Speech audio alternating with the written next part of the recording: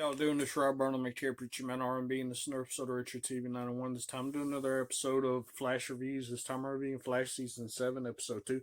What happens on this week's episode is Barry gets his super speed thinking from the artificial speed force.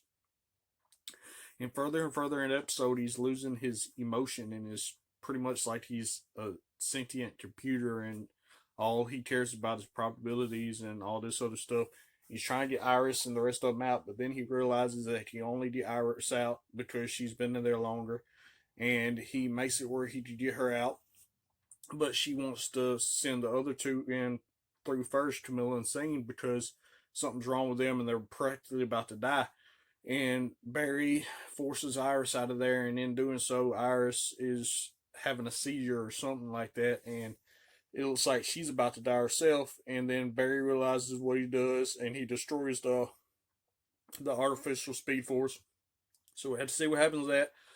The only other thing that's happening is that Barry and Killer Frost have a fight during this episode where she uses Velocity X to get temporary speed force powers, and Barry winds up beating up all his friends on Team Flash. So then he realizes what he done, and that's when he destroys our artificial speed force.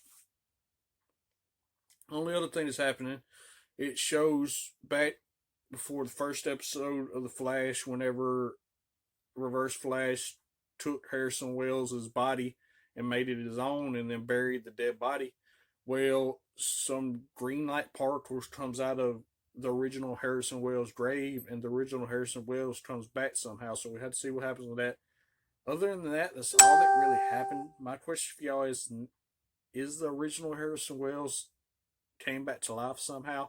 And if so, how did he wind up doing it? As always, Preacher Man R&B signing out, guys. GG's awesome. This has been an episode of Richard TV 901. See y'all next time.